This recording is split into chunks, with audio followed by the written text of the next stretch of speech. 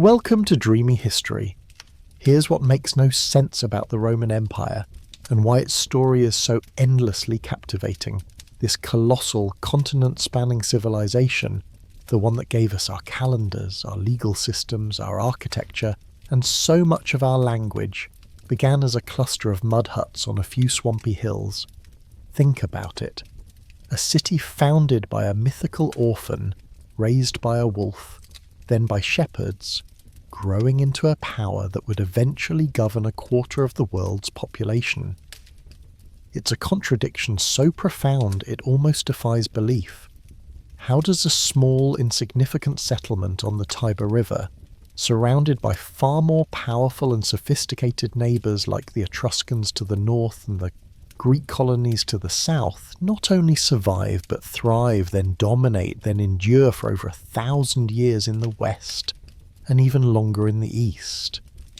It wasn't through sheer military might alone, not initially. It wasn't through some inherent cultural superiority, because for centuries they were borrowing and adapting from everyone around them. It wasn't even through a consistent, benevolent leadership, because Roman history is a brutal tapestry woven with assassinations, civil wars, and ruthless ambition. The secret, the enduring mystery, lies in Rome's unparalleled adaptability, its ferocious resilience, and its almost pathological pragmatism. They were masters of learning, of absorbing, of conquering, and then, crucially, of integrating. They didn't just smash things. They built upon the ruins, often using the very stones of their defeated enemies. This isn't just a story of power, it's a story of an idea, an identity, a way of life that somehow, against all odds, managed to captivate and subjugate the Mediterranean world. If you're enjoying this journey through history, hit that like button and subscribe so you don't miss future episodes. And I'm always curious. Drop a comment letting me know what city and time zone you're watching from. There's something special about knowing this story is reaching people all over the world. Let's start with the obvious question nobody asks.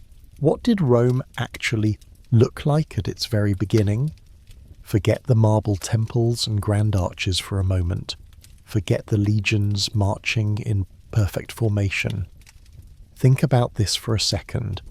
The traditional founding date is April 21st, 753 BCE. On that day, according to legend, Romulus ploughed a sacred furrow around the Palatine Hill, marking the boundaries of his new city. His twin brother Remus, in a moment of hubris or perhaps just youthful mischief, leapt over the nascent wall, mocking its paltry height. Romulus, in a fit of rage, or perhaps a cold, calculated display of authority, struck Remus down, declaring, "So perish every other who shall leap over my walls." This isn't just a grim fratricide, it's the foundational myth of Rome. A city born from violence, defined by its boundaries and willing to enforce them absolutely. Whether this actually happened as described is, of course, lost to the mists of time and legend. But it's a story the Romans themselves told for centuries, shaping their understanding of their own destiny. What we can piece together from archaeology and later Roman historians like Livy is a slightly more grounded, though still hazy, picture.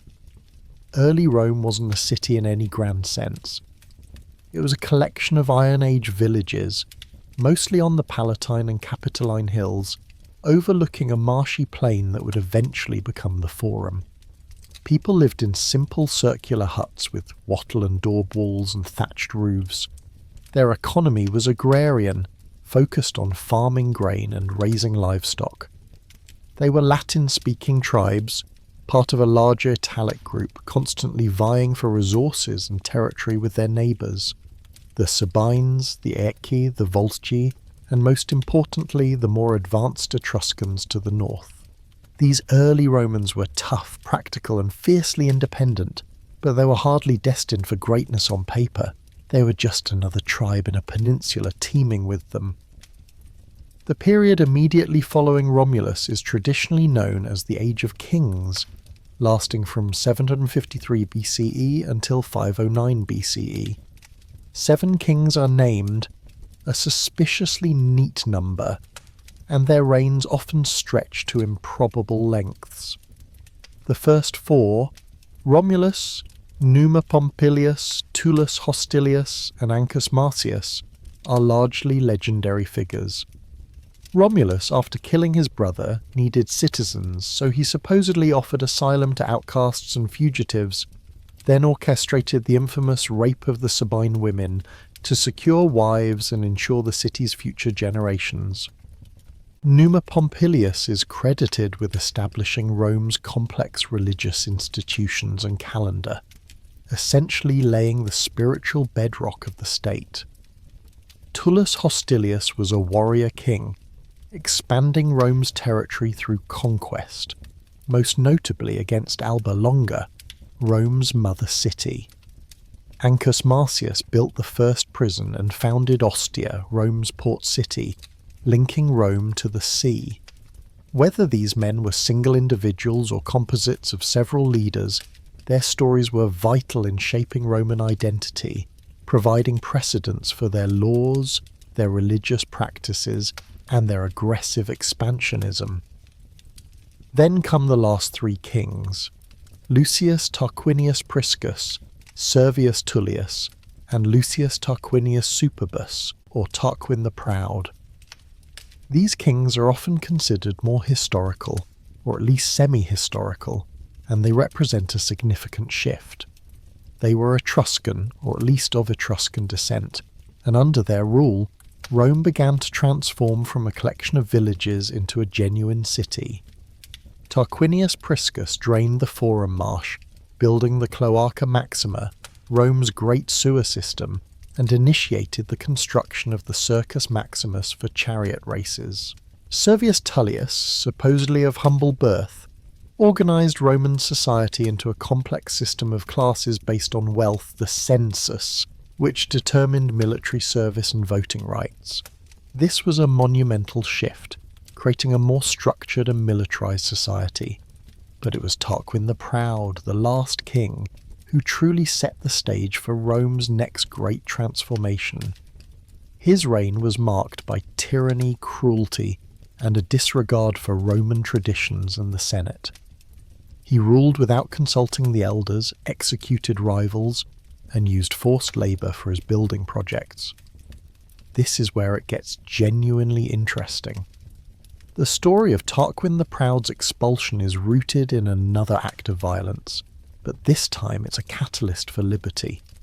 Tarquin's son Sextus raped Lucretia, the virtuous wife of a Roman nobleman. Lucretia, unable to bear the dishonour, committed suicide after revealing the crime to her father and husband.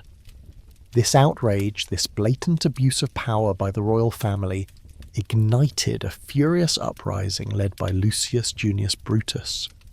In 509 BCE, the Roman people, disgusted by the tyranny of the Tarquins, rose up and expelled the entire royal family, vowing never again to be ruled by a king. This event is not just a dramatic tale, it's the birth certificate of the Roman Republic, a system designed specifically to prevent any single individual from ever wielding such absolute power again. They were profoundly paranoid about kings, and this paranoia would define their political structure for the next 5 centuries. And we're only getting started. The expulsion of the kings did not usher in an era of peace and prosperity. Far from it. The fledgling republic was immediately plunged into a century of internal strife between the powerful aristocratic families, the patricians, and the common people, the plebeians, all while fighting for its very survival against its aggressive neighbours. But that's a story for the next chapter. The expulsion of Tarquin the Proud in 509 BCE didn't just end a dynasty, it ripped a hole in the very fabric of Roman governance. For centuries, a king had been the ultimate authority, combining religious, military, and judicial power in one supreme figure.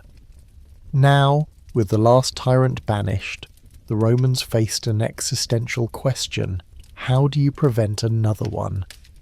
The answer, born from that deep-seated paranoia of kings, was the Roman Republic, a system deliberately designed to diffuse power and ensure no single man could ever again hold absolute sway. At its heart, the Republic replaced the king with two elected officials called consuls.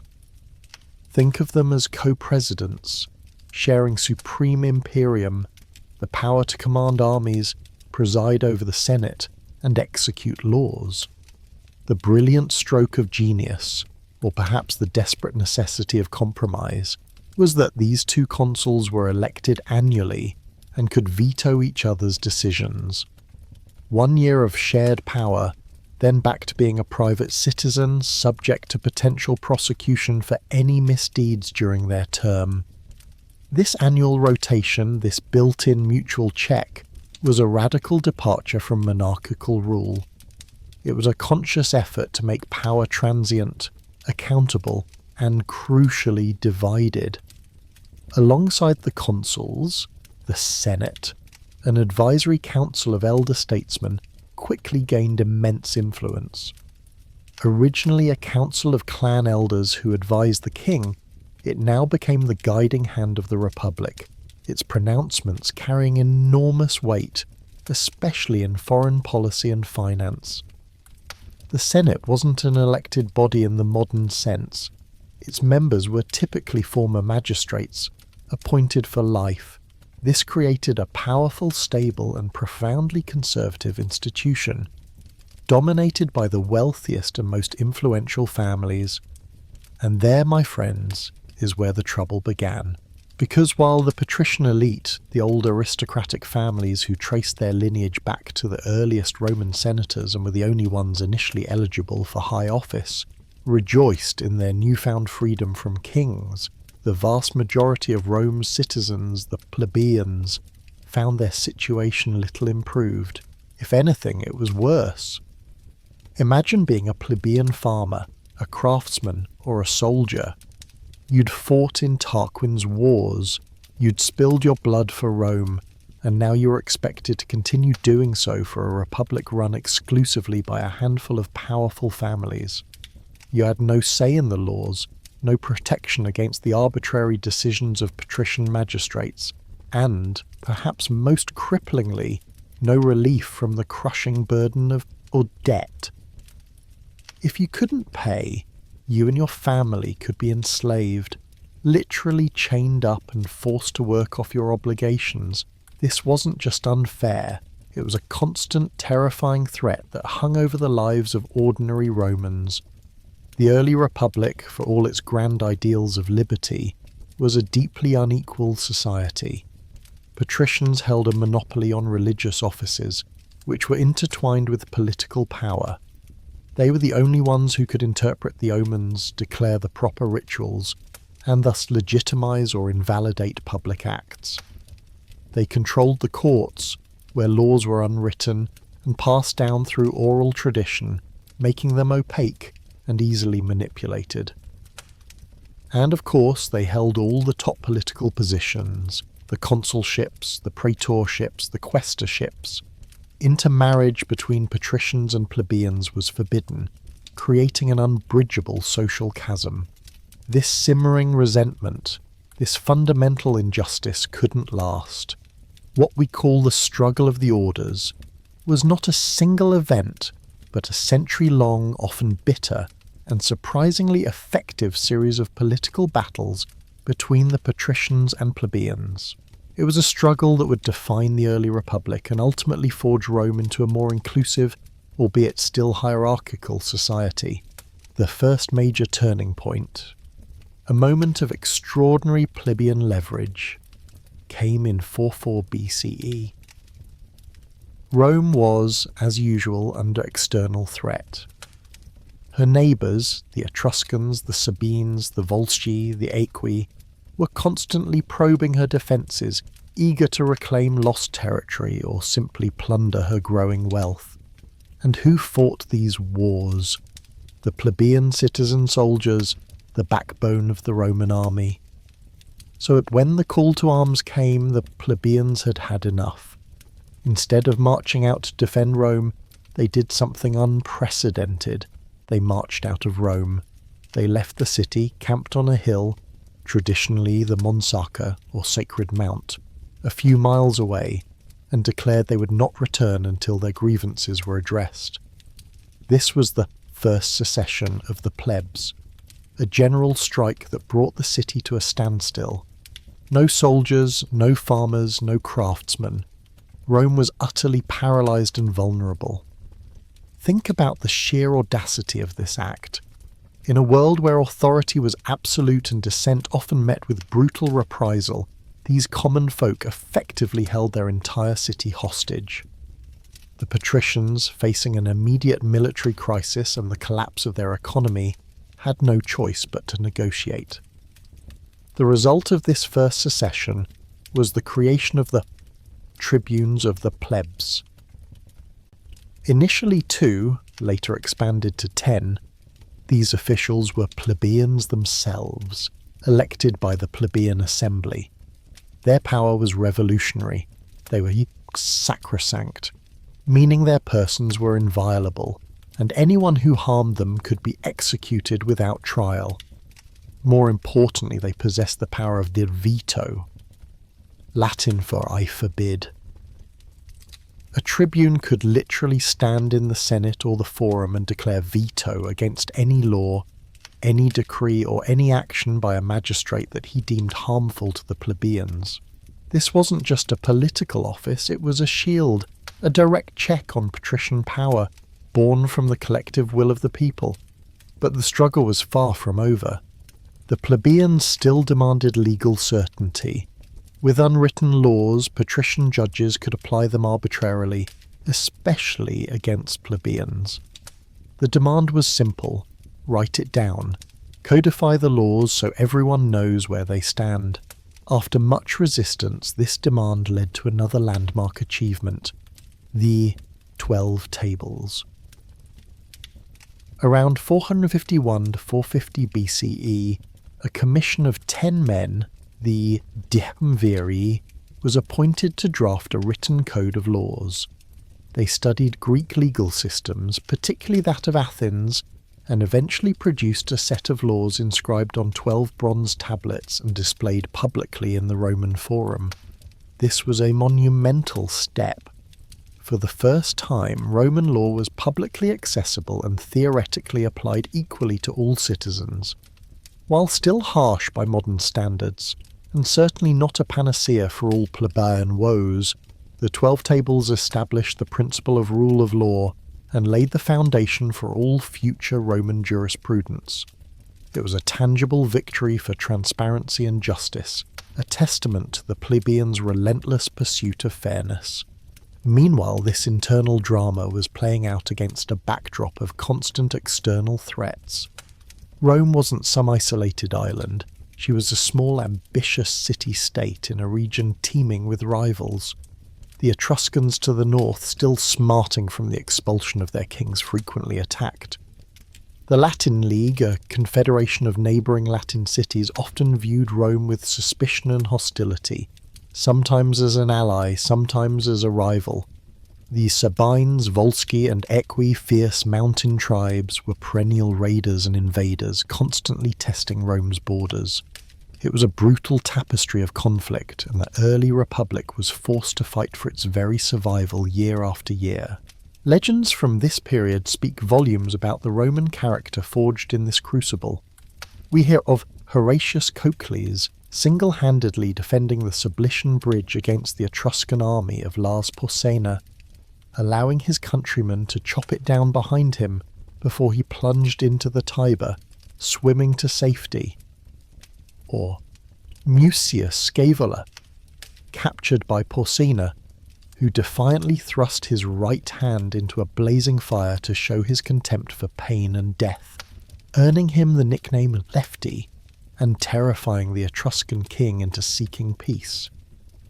Whether these stories happened exactly as told is less important than what they reveal about the values Romans held dear: courage, sacrifice, unwavering resolve in the face of overwhelming odds. These were the qualities that allowed Rome, despite its internal squabbles and external pressures, not just to survive, but to slowly, inexorably begin to assert its dominance in Latium. The Republic, still raw and unrefined, was learning to adapt, to compromise and to fight. It was a period of intense transformation, where institutions were hammered out through conflict, and the very identity of what it meant to be Roman, resilient, pragmatic and fiercely committed to libertas, though perhaps defined differently by patrician and plebeian, was being forged in the fires of both civil and foreign strife. The stage was set for Rome to look beyond its immediate neighbours, to consolidate its power, and to begin its long, relentless march towards empire.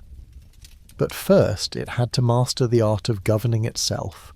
The birth of the Roman Republic, forged in the fires of tyranny and rebellion, was a monumental achievement. But as we saw, it was a raw, unrefined entity, grappling with profound internal divisions even as it fought for its very survival against a host of external enemies. The creation of the tribunes of the plebs and the codification of the 12 tables were crucial first steps, offering the plebeian majority a voice and the protection of written law. Yet the patrician aristocracy still held the reins of power, monopolizing the highest offices, the most lucrative land, and even the right to marry outside their own class. The Republic, for all its revolutionary ideals, was still a deeply unequal society. The struggle of the orders was far from over. It would continue for another 2 centuries, a testament to the plebeians' unyielding determination and the patricians' equally stubborn resistance. But what makes this struggle so endlessly fascinating and so uniquely Roman is that it was largely fought not with civil war, but through political manoeuvring, strategic strikes, and the gradual grinding pressure of the plebeian masses. It was a war of laws, not swords within the city walls. Think about it. A society constantly at war externally, yet managing to resolve its internal class conflicts through negotiation and legislation. This isn't just a grim fratricide like the one that founded Rome. It's a slow, agonizing process of political evolution. One of the first major social barriers to crumble was the ban on intermarriage between patricians and plebeians. Enshrined in the 12 tables, this law was designed to preserve the purity and exclusivity of the patrician bloodlines. But in 445 BCE, after decades of agitation, the Lex Canlea was passed, legalizing such unions. This wasn't just about love, it was about social mobility, about diluting the rigid class distinctions, and about allowing successful plebeian families to marry into the aristocracy, blurring the lines that had once seemed so absolute. It was a crucial step towards recognizing the shared humanity and potential of all Roman citizens. But the most significant political breakthroughs came later, after more relentless pressure. For generations, the consulship, the highest executive office, the very symbol of Roman power, remained exclusively patrician. Imagine being a plebeian, fighting Rome's wars, paying its taxes, but knowing you could never aspire to lead it. This was a festering wound in the heart of the Republic. Finally, in 3 BCE, after yet another plebeian secession and intense political deadlock, the Licinian Sextian laws were enacted. These were a game changer, perhaps the single most important legislative victory for the plebeians. First, and most crucially, they mandated that one of the 2 consuls must be a plebeian. This shattered the patrician monopoly on executive power and opened the door for plebeians to reach the very pinnacle of Roman governance. Second, these laws addressed the pressing issue of land distribution, limiting the amount of public land any individual could hold. aiming to curb the accumulation of vast estates by wealthy patricians and free up land for poorer plebeians. This was a direct assault on the economic foundations of patrician dominance. With the consulship now accessible, other offices soon followed. The praetorship, the censorship, the aedileship. One by one, these powerful positions were open to plebeians. By the early 3rd century BCE, the last major hurdle was cleared with the passage of the Lex Hortensia in 287 BCE. This law declared that resolutions passed by the plebeian assembly, the concilium plebis, known as plebiscites, would have the force of law over all Roman citizens, patricians included, without requiring the approval of the Senate.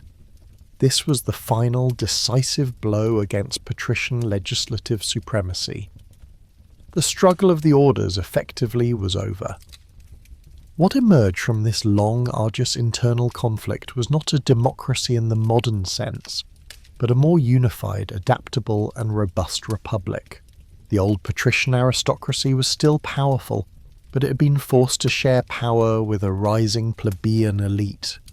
These successful plebeian families, who had held the consulship and other high offices, began to intermarry with the old patrician families, forming a new, expanded ruling class known as the nobiles.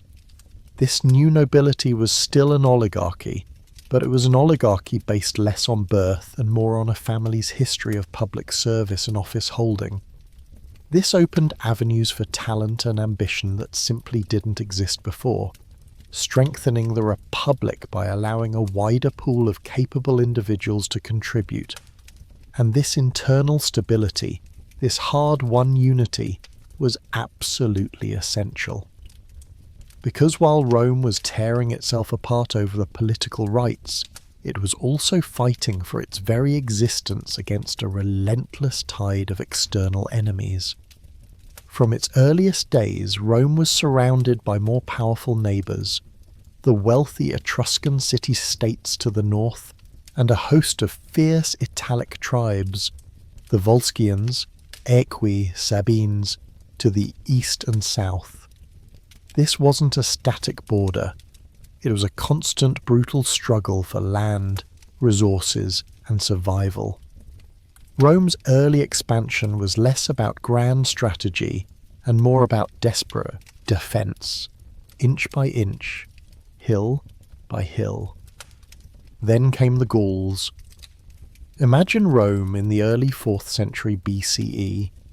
A growing regional power, yes, but still a collection of mostly wooden buildings with a burgeoning population and an army forged in skirmishes with its immediate neighbours. Now imagine a horde of painted, screaming warriors, taller and fiercer than anything the Romans had ever seen, sweeping down from the north. These were the Celtic Gauls, and in 390 or 387 BCE, the exact date is debated, as is so often the case with ancient history, they delivered a blow that shook Rome to its very core. After routing a Roman army at the Battle of the Allia, the Gauls marched on the defenceless city. Most of the population fled, but a small contingent of senators and old men, unwilling to abandon their home, sat stoically in the forum, awaiting their fate. The Gauls sacked the city, burning much of it to the ground. Only the Capitoline Hill, Rome's most sacred citadel, held out, famously saved by the honking of sacred geese that alerted the defenders to a nighttime assault. The Romans ultimately paid a heavy ransom in gold to make the Gauls leave, a moment of profound humiliation captured in the legendary phrase, Vae victis, woe to the conquered, uttered by the Gallic chieftain Brennus as he threw his sword onto the scales, demanding even more gold.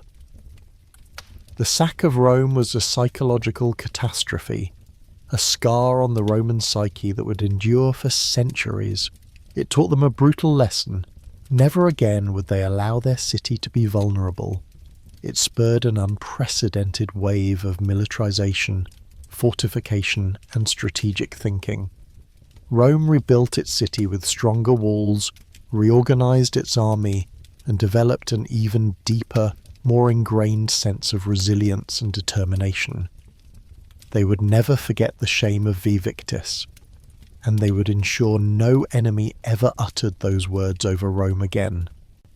The Gauls had shown Rome how vulnerable it was, but they had also inadvertently forged a stronger, more resolute state. In the decades that followed the Gallic sack, Rome embarked on a series of wars that would fundamentally transform its position in Italy. First, the Latin Wars, 340 to 3 BCE, saw Rome assert its dominance over its former allies in the Latin League. The result was not simply conquest, but a masterful act of political integration. Rome dissolved the League, and rather than simply subjugating the Latin cities, it offered them various forms of Roman citizenship, from full voting rights to citizenship without the vote, civitas sine suffragio, which granted legal rights and protections but required military service. Other cities were bound by treaties as allies, soci, obligated to provide troops to Rome. This was a brilliant strategy. It created a vast, loyal pool of manpower and resources, turning former enemies into integral parts of a burgeoning Roman confederation. But the true test of Rome's military might and strategic genius came in the Samnite Wars, 343-290 BCE. These were three brutal, protracted conflicts against the Samnites, fierce, warlike hill tribes who controlled the rugged Apennine Mountains to Rome's southeast. The Samnites were formidable opponents, masters of guerrilla warfare in their mountainous terrain, and they pushed Rome to its limits. These wars were not quick victories. They were a grinding, bloody struggle that lasted for over half a century. They forced Rome to adapt, to innovate, and to endure. The Roman legion, already a powerful fighting force, was further refined during this period, learning to fight in difficult terrain, developing new tactics, and demonstrating an unparalleled level of discipline and perseverance. The most famous Roman defeat, the Battle of the Caudine Forks, 321 BCE, where an entire Roman army was trapped and forced to pass under the yoke in humiliation, only deepened Rome's resolve. Just as with the Gauls, defeat spurred them to greater efforts. By the end of the Third Samnite War, Rome had emerged victorious. The Samnites were finally subdued, their territory absorbed into the Roman sphere of influence. This wasn't just another regional victory. It was the decisive moment when Rome truly became the undisputed master of central and southern Italy. And here's where we see the Roman way of conquest truly take shape. Rome didn't just conquer, it assimilated. It built a vast network of military roads, linking its new territories directly to the capital, ensuring rapid troop movement and economic integration. It established Roman colonies, coloniae, settlements of Roman citizens, in conquered lands, extending Roman culture, and language, and most importantly, it continued its policy of granting partial citizenship or allied status, binding diverse Italian peoples to Rome through a complex web of rights, obligations, and shared interests. This created an incredibly resilient and powerful Italian confederation, giving Rome access to a seemingly inexhaustible supply of soldiers and resources. By the dawn of the 3rd century BCE, the Roman Republic was no longer a struggling city-state. It had successfully resolved its major internal divisions, creating a more inclusive, though still aristocratic, political system. It had rebuilt from the ashes of the Gallic sack, learning invaluable lessons in defence and resilience. And through the Latin and Samnite Wars, it had forged an unstoppable military machine and a sophisticated system of alliances and integration that made it the dominant power on the Italian peninsula. From a cluster of mud huts founded by a fratricide, Rome had become the undisputed hegemon of Italy. The stage was now set for the next, even grander act, the confrontation with the other great powers of the Mediterranean and the transformation of a regional power into a global empire. By the early 3rd century BCE, Rome had emerged from the ashes of defeat and the crucible of internal conflict as the undisputed hegemon of the Italian peninsula. Think about that for a moment. From a cluster of mud huts on the Tiber, through a tumultuous period of kings, a brutal revolution, a century of class warfare, and a series of existential struggles against neighbours and invaders, this tenacious city-state had forged itself into a formidable power. It possessed a military machine refined by constant warfare, a flexible system of alliances that integrated conquered peoples, and a political structure, though still evolving, that had proven remarkably resilient. But here's the thing about power: it rarely remains confined. Like a rapidly expanding gas, it seeks to fill any available vacuum, or, failing that, to displace whatever else is already there. Rome had mastered Italy. Now its gaze, perhaps not consciously but inevitably, would turn outwards. And what lay beyond Italy's shores?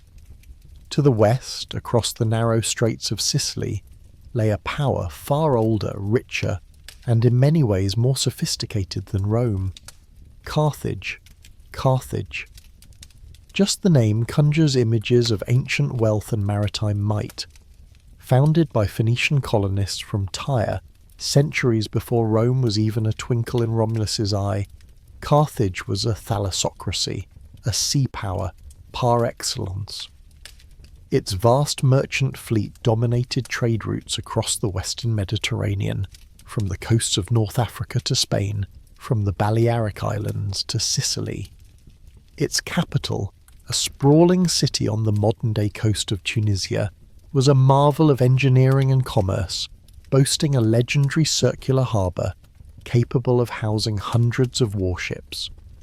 Unlike Rome, whose strength lay in its citizen soldiers and land-based legions, Carthage relied heavily on a professional army of mercenaries, funded by its immense wealth and an unparalleled navy.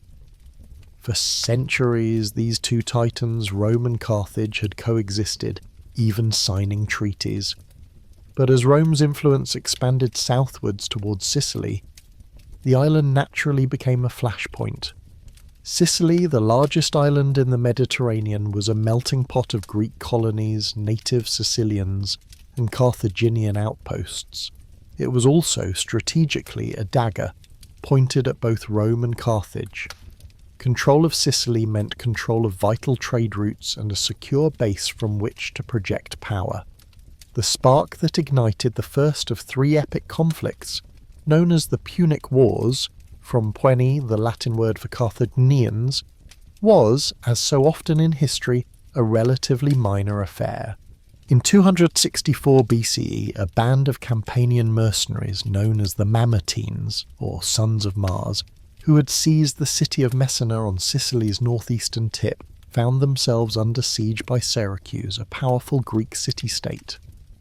Desperate, they appealed to both Rome and Carthage for aid. Carthage, ever watchful of its interests in Sicily, responded first, garrisoning Messana. Rome, initially hesitant to intervene beyond Italy, saw an opportunity or perhaps a threat. A Carthaginian presence in Messina meant they could control the Strait of Messina, effectively blocking Roman access to the eastern Mediterranean. This wasn't just about Messina, it was about defining spheres of influence, about who would be the dominant power in the western Mediterranean. The Roman Senate, after much debate, decided to act. They sent an army to Messina, forcing the Carthaginian garrison out. And just like that, the First Punic War, 264-241 BCE, had begun. This war presented Rome with an unprecedented challenge.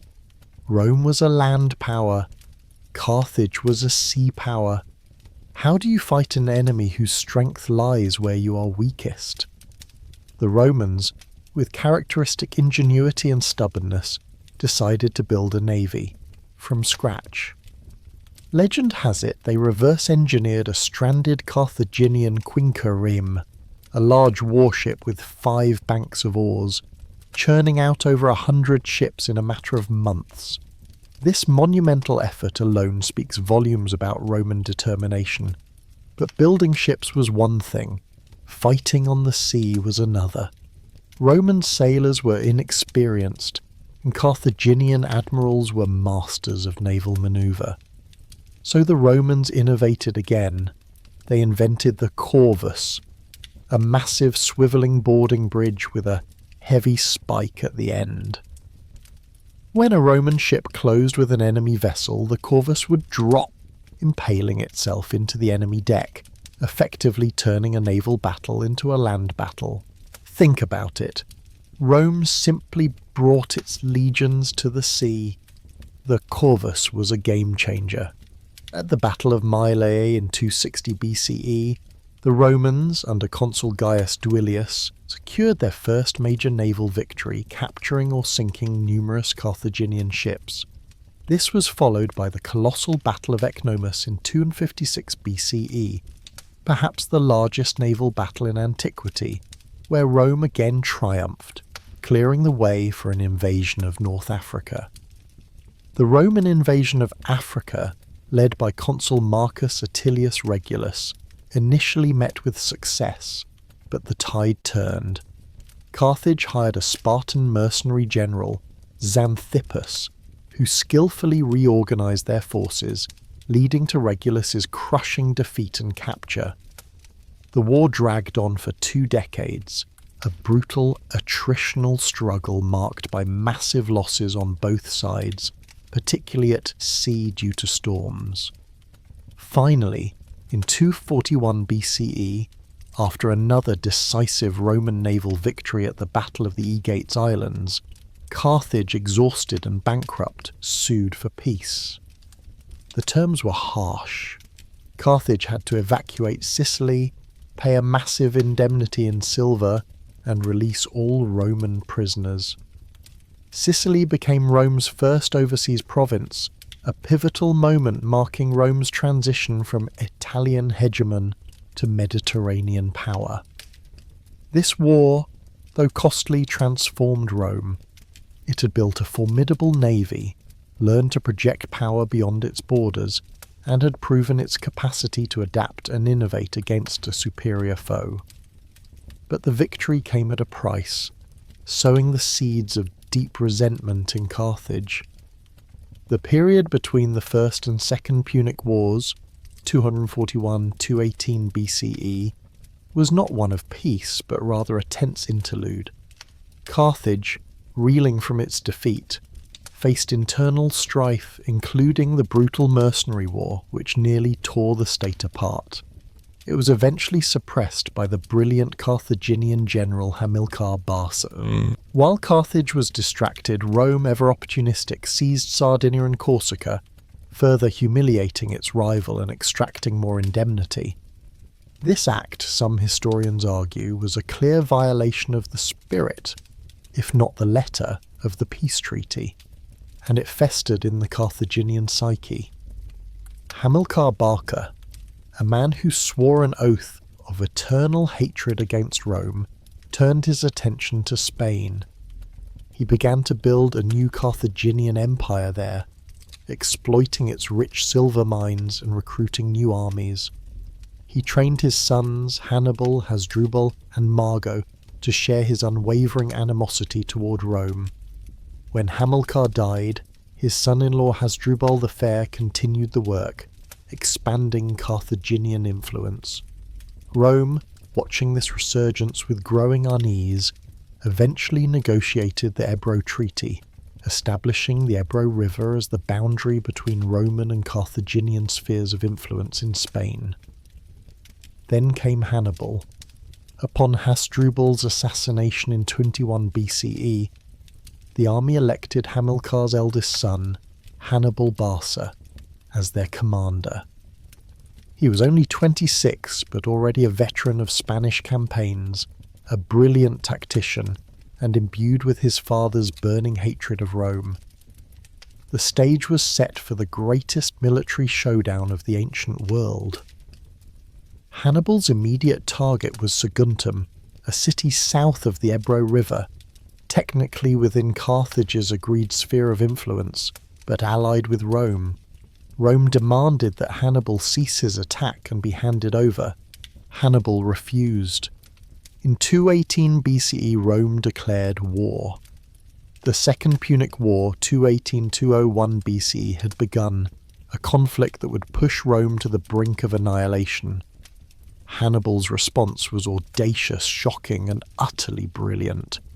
Instead of waiting for Rome to invade Spain or Africa, he decided to take the war directly to the heart of Italy.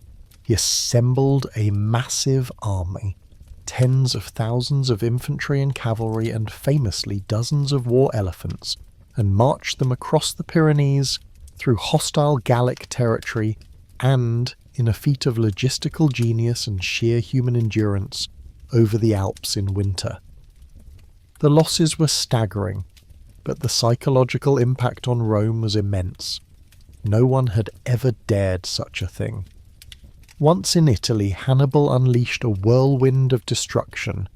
He repeatedly outmaneuvered and decisively defeated larger Roman armies. At the Trebia River, 218 BCE, he used an ambush to rout the Romans. At Lake Trasimene, 217 BCE, he trapped and annihilated a consular army in a fog-shrouded ambush. The panic in Rome was palpable. The Senate appointed Quintus Fabius Maximus as dictator, who adopted a cautious, attritional strategy, avoiding direct confrontation, earning him the nickname Cunctator, or the Delayer. While unpopular, his strategy prevented further disaster, but the Roman people demanded action. In 216 BCE, two new consuls, Lucius Aemilius Paulus and Gaius Terentius Varro, gathered the largest army Rome had ever assembled, perhaps 80,000 men, to confront Hannibal at Cannae. What followed was one of the most brilliant tactical victories and one of the most catastrophic defeats in military history. Hannibal, with a smaller, more diverse army, executed a double envelopment, a masterful maneuver that trapped the Roman legions in a vice. The slaughter was unimaginable. Tens of thousands of Roman soldiers, including a consul and a significant portion of the Roman elite, perished on that single day. Cannae sent shockwaves throughout the Mediterranean. Many of Rome's allies in southern Italy defected to Hannibal. The very survival of Rome seemed in doubt. Yet in their darkest hour, the Roman Senate displayed an extraordinary resilience. They refused to negotiate with Hannibal, famously proclaiming Nunquam publica desperandum est, never despair of the Republic. They levied new armies, melted down temple treasures for funds, and continued the fight. Hannibal, despite his string of victories, lacked the siege equipment and the manpower to take Rome itself. His strategy was to break Rome's network of alliances in Italy. But Rome's system of integration, forged over centuries, held firm in many critical areas. The war then entered a new phase. While Hannibal roamed Italy, Rome slowly began to regain its footing. They adopted Fabian tactics in Italy, harassing Hannibal but avoiding pitched battles, gradually wearing him down.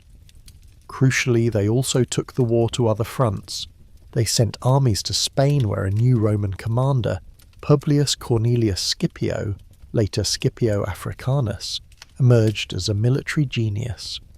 Scipio systematically defeated Carthaginian forces in Spain, culminating in the decisive Battle of Ilipa in 206 BCE, effectively ending Carthaginian power there. Then, in another bold move, Scipio convinced the Senate to allow him to invade North Africa, taking the war directly to Carthage. This forced Carthage's hand. They recalled Hannibal from Italy, ending his 15-year campaign on Roman soil. In 202 BC, the two greatest generals of their age, Hannibal and Scipio finally met on the plains of Zama near Carthage.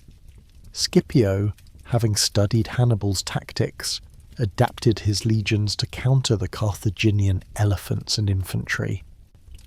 In a hard-fought battle, Scipio decisively defeated Hannibal. The myth of Hannibal's invincibility was shattered. The Second Punic War ended with a Roman victory, but the terms imposed on Carthage were even more devastating than before. Carthage lost all its overseas territories, including Spain, had to pay an enormous indemnity over 50 years, surrender its entire navy except 10 ships, and, crucially, was forbidden from waging war without Rome's permission. Rome was now the undisputed master of the Western Mediterranean, but the war left deep scars on Italy. Years of Hannibal's campaigns had devastated the countryside, leading to widespread displacement. The growth of massive slave-worked estates, latifundia, and increasing social inequality, issues that would plague the Republic for centuries to come. Yet Carthage still existed, and for some Romans that was too much. Cato the Elder, a prominent senator, famously ended every speech, regardless of its topic, with the phrase, "Carthago delenda est," Carthage must be destroyed. As Carthage slowly began to recover economically in the mid-2nd century BCE, Rome's paranoia grew. In 149 BCE, Rome manufactured a pretext for war, launching the Third Punic War, 149 to 146 BCE. This was less a war and more a brutal siege. After 3 years, Roman forces, led by Scipio Aemilianus, Scipio Africanus's adopted grandson, finally breached Carthage's walls. The city was utterly destroyed, its population enslaved, and legend has it, its fields sown with salt to prevent anything from ever growing there again. Whether the salt story is true or not, the message was clear. Rome would tolerate no rivals. By 146 BCE, Rome stood supreme. Carthage was gone. The Hellenistic kingdoms to the east, weakened by internal strife and Roman interference, were increasingly falling under Roman sway. The small city-state on the Tiber, through unparalleled military might, strategic brilliance, and sheer bloody-minded determination, had become the undisputed superpower of the Mediterranean. But what happens when you achieve absolute dominance? What challenges arise when there are no more external threats to unite against? The Republic had been forged in struggle, refined by adversity. Now, with the world at its feet, the question was no longer if Rome would survive, but what kind of Rome would emerge from this unprecedented victory. And as we'll see, the very success that brought Rome to this pinnacle would soon begin to unravel the fabric of the Republic itself. The empire was won, but the price of maintaining it and the internal struggles it would ignite were yet to be paid. So Rome stood supreme. Carthage, its ancient rival, was a smouldering ruin. The Hellenistic kingdoms of the east had been brought to heel, either directly conquered or reduced to client states.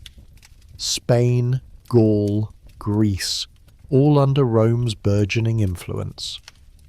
The Mediterranean, once a contested sea, was now, as the Romans would come to call it, Mare Nostrum, our sea. No external power could challenge them.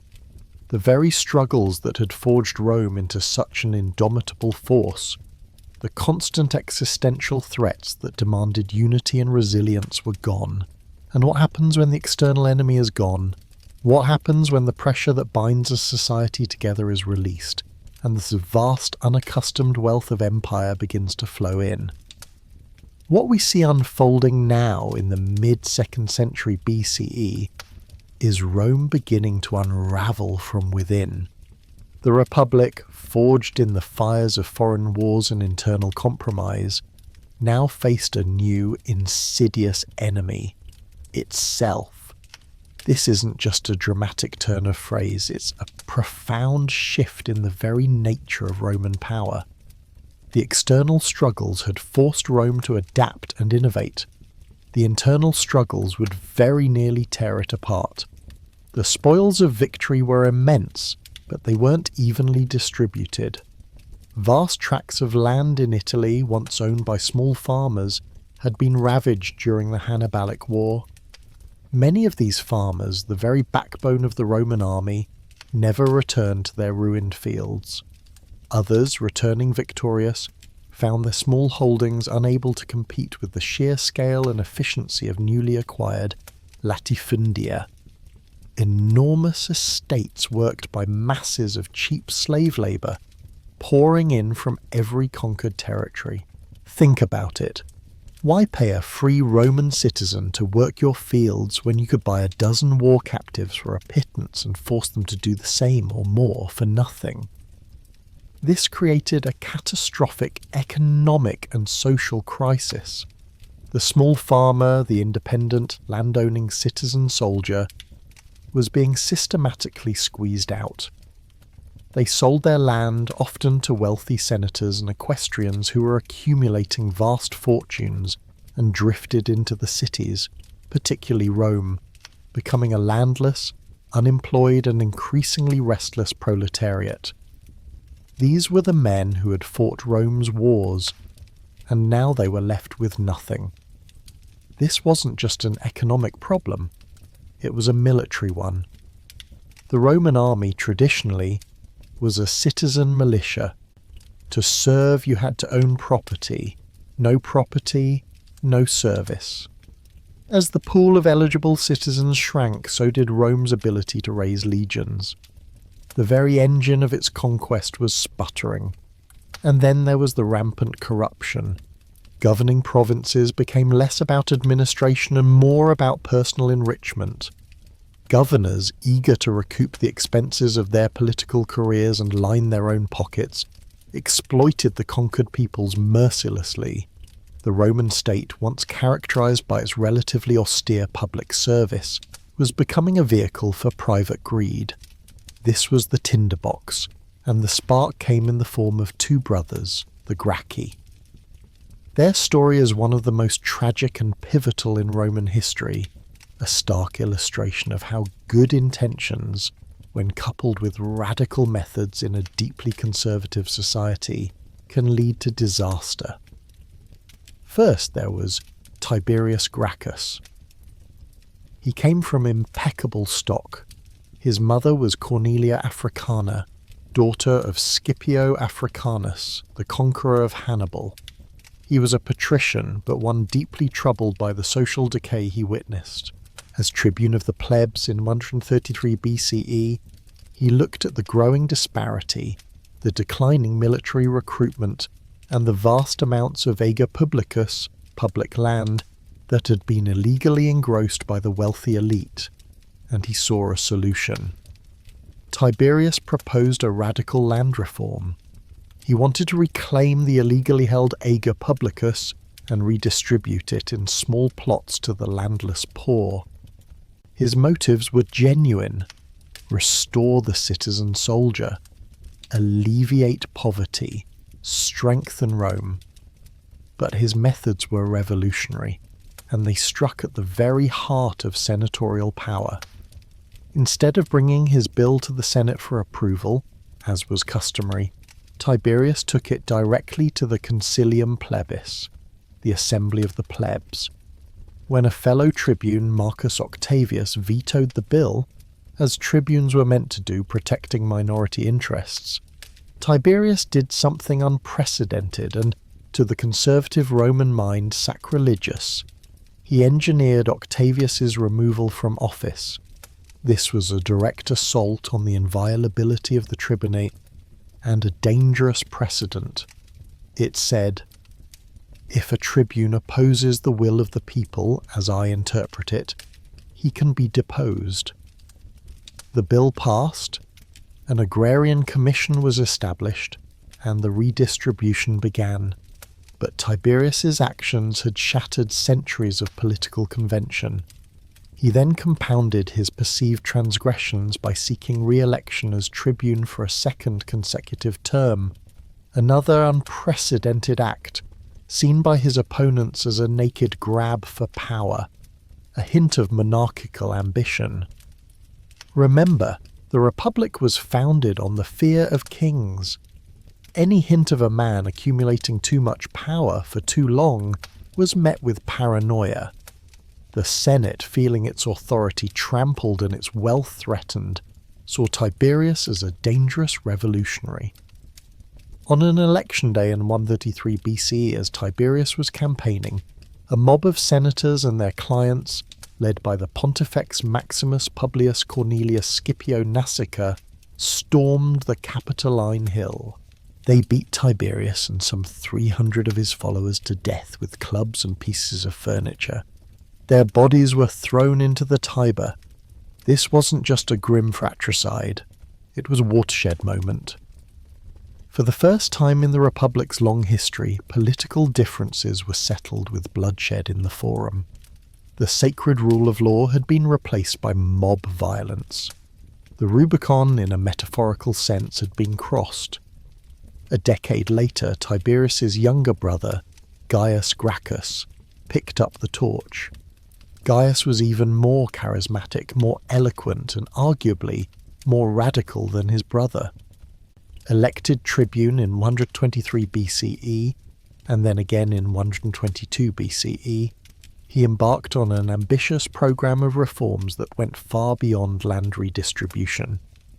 Gaius proposed grain subsidies to feed the urban poor, public works projects to provide employment, judicial reforms to curb senatorial corruption, and even the contentious idea of extending Roman citizenship to Rome's Italian allies, a move that alienated both the Senate, who feared losing influence, and many ordinary Romans who didn't want to share their privileges. Gaius was a master politician, building a broad coalition of support among the poor, the equestrians who benefited from his judicial reforms, and some of the Italian allies. He effectively bypassed the Senate, using the popular assemblies to push through his agenda. But like his brother, he pushed too hard, too fast, and challenged too many entrenched interests. The Senate, now wise to the Gracchi playbook, responded with a new terrifying weapon, the Senatus Consultum Ultimum, SCU, or Ultimate Decree of the Senate. This was an emergency measure, effectively declaring martial law and empowering the consuls to see to it that the Republic suffers no harm, giving them license to use force against enemies of the state without trial. In 121 BCE, during a period of intense political unrest and rioting, provoked by Gaius's opponents, the Senate issued the SCU against Gaius and his supporters.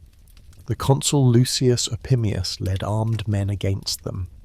Gaius, along with thousands of his followers, was hunted down and killed. He either committed suicide or was killed by a loyal slave to prevent capture. His head allegedly was brought to Opimius, who had offered its weight in gold as a reward. The Gracchi brothers failed in their immediate goals. Their land reforms were largely undone, their other proposals shelved. But their legacy was profound and devastating for the Republic. First, they introduced political violence as a legitimate tool in Roman politics. The Forum, once a place of debate, was now stained with blood. The precedent had been set. If you couldn't get your way through traditional means, you could resort to force. Second, they formalized the deep political divide that would plague the late Republic, the populares versus the optimates. The populares, meaning favoring the people, were politicians who sought to achieve their aims by appealing directly to the popular assemblies and the urban masses, often advocating for reforms that challenged the senatorial elite. The Gracchi were the archetypal populares. The optimates, meaning the best men, were those who championed the authority of the Senate, the traditional aristocratic institutions, and the established order. They saw themselves as the guardians of the Republic's stability. This wasn't a simple party system as we understand it today. There were no formal memberships or platforms. It was more a description of political style and alignment. But it was a fundamental split, creating two warring factions within the ruling elite, each willing to undermine the other, each willing to disregard tradition for power. The Gracchi had exposed the deep fissures within Roman society and the fragility of its political institutions. They had shown that the Republic, so adept at conquering external foes, was ill-equipped to handle the internal pressures of unprecedented wealth, inequality, and the ambition of powerful individuals.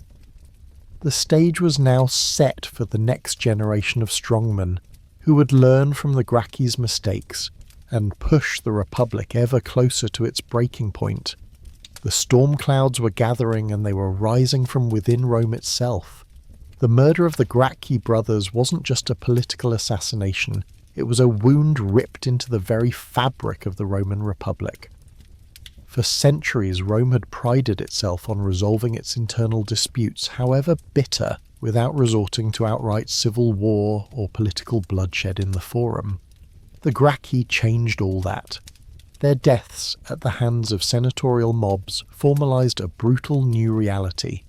Political power could now be seized and held through violence, and the divisions between populares and optimates were no longer just philosophical arguments but battle lines drawn in blood. The Republic, already groaning under the weight of empire, was now a pressure cooker, waiting for the next spark. That spark was not long in coming. Enter Gaius Marius. If the Gracchi represented the popularis ideal, men of noble birth who championed the common people, Marius was something else entirely. He was a novus homo, a new man, the first in his family to achieve the consulship. Born in Arpinum, a town that also produced Cicero, Marius was not from the old Roman aristocracy. He was a self-made soldier, a man of rough-hewn practicality and immense military talent. His rise embodies the changing nature of Rome itself, a society increasingly open to talent, yes, but also one where traditional birthright was starting to yield to raw power and popular appeal. Marius first shot to prominence during the Jugurthine War in North Africa. Protracted, frustrating conflict that exposed the corruption and incompetence of many aristocratic Roman generals. Marius, initially a lieutenant, publicly criticized his superiors, cultivated the support of the common people, and, in 107 BCE, was elected consul on a platform of ending the war. He did so decisively, but not before implementing a revolutionary reform that would forever change the Roman army and thus the Roman Republic. Up until Marius, the Roman army was a citizen militia. Soldiers were landowners expected to provide their own equipment and served for specific campaigns before returning to their farms. This system worked when Rome was a smaller agrarian state, but it was crumbling under the demands of a vast empire. Small farmers, displaced by slave-worked latifundia and long absences on campaign, no longer had land or the means to serve. Rome faced a recruitment crisis. Marius, with characteristic pragmatism, threw open the legions to the capta cansi, the head count, the landless poor. These men, with nothing to lose and everything to gain, flocked to his banners. Rome would now provide their equipment, pay them, and promise them land upon retirement. This was a brilliant solution to a pressing military problem, but it created a new, far more dangerous one. These soldiers were no longer fighting for Rome in an abstract sense. They were fighting for Marius. Their loyalty was to their general, the man who provided their livelihood, their spoils, and their future. This transformation from citizen soldier to professional client soldier was a seismic shift, creating armies that were personal instruments of power rather than servants of the state. Marius's genius was further proven when, Immediately after the Juguthine War, Rome faced a terrifying new threat. Vast migrating tribes of Cimbri and Teutones, Germanic peoples who had annihilated several Roman armies. Marius, elected consul, an unprecedented 5 times in a row, 104-100 BCE, a blatant disregard for traditional republican norms, but tolerated out of sheer necessity, meticulously reformed and trained his new army. He modernized tactics, standardized equipment, and instilled an iron discipline. He then met the barbarian hordes and utterly crushed them at Aquae Sextiae, 102 BCE, and Vercelli, 101 BCE, saving Italy from invasion.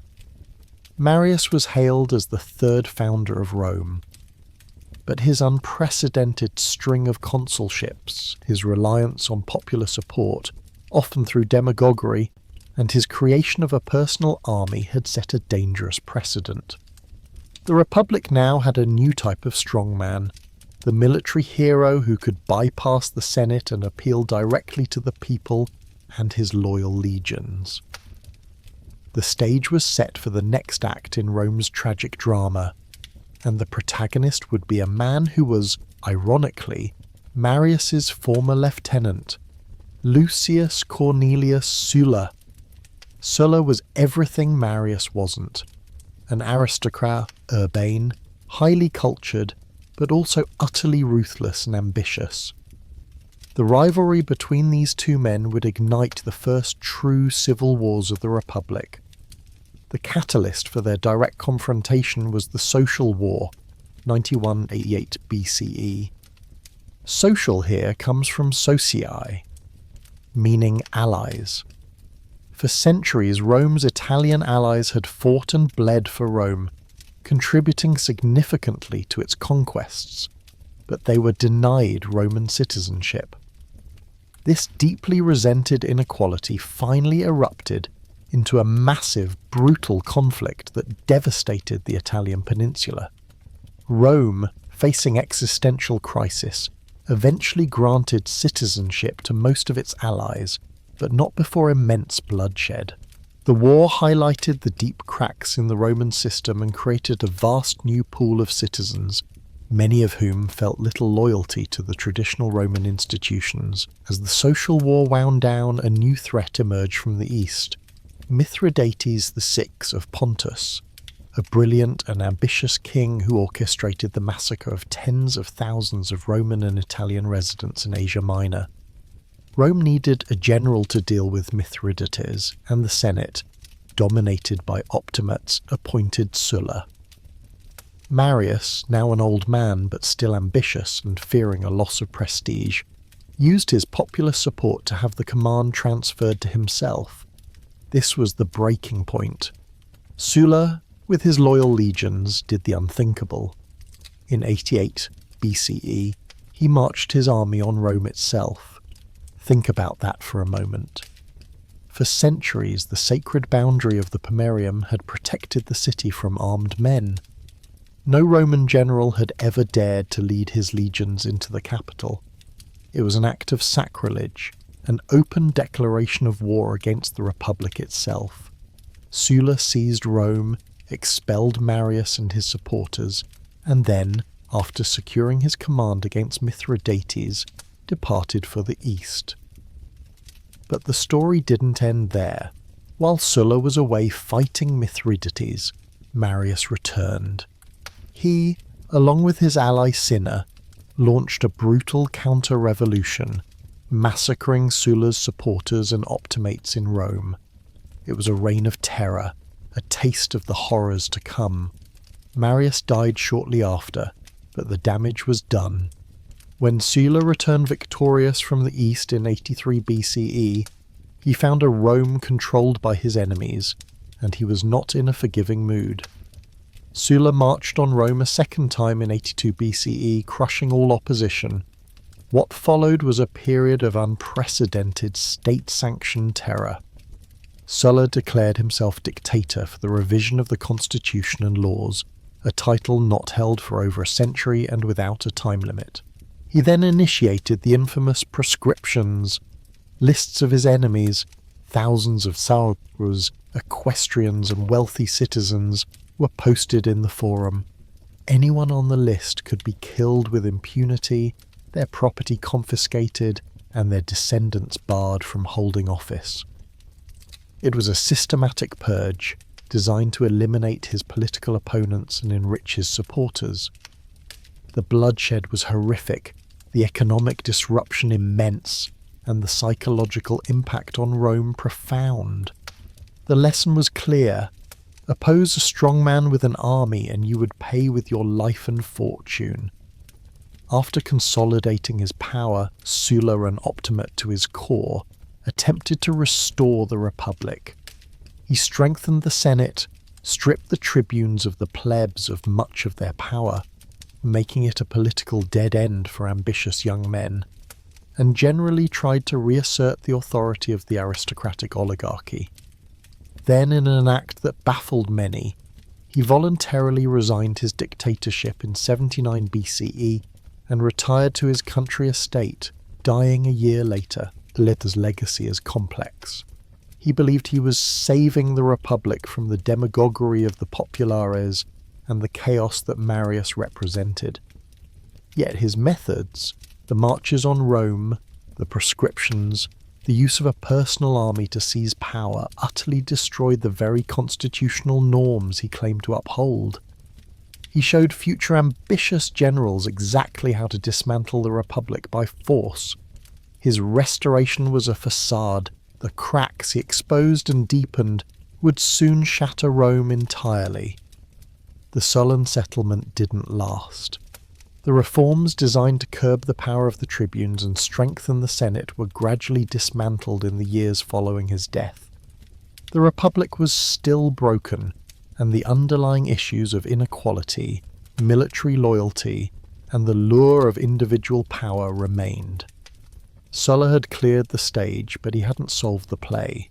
Into this vacuum stepped two of Sulla's former lieutenants, men who had gained immense wealth and military experience during the proscriptions and civil wars: Gnaeus Pompeius Magnus, or Pompey the Great, and Marcus Licinius Crassus. Both were incredibly ambitious, both commanded immense resources, and both harboured deep suspicions of each other. Pompey, brilliant military commander, had gained his great moniker for his successes in Spain and against the pirates who plagued the Mediterranean. He, like Marius, was a military hero, but he was also a somewhat awkward politician.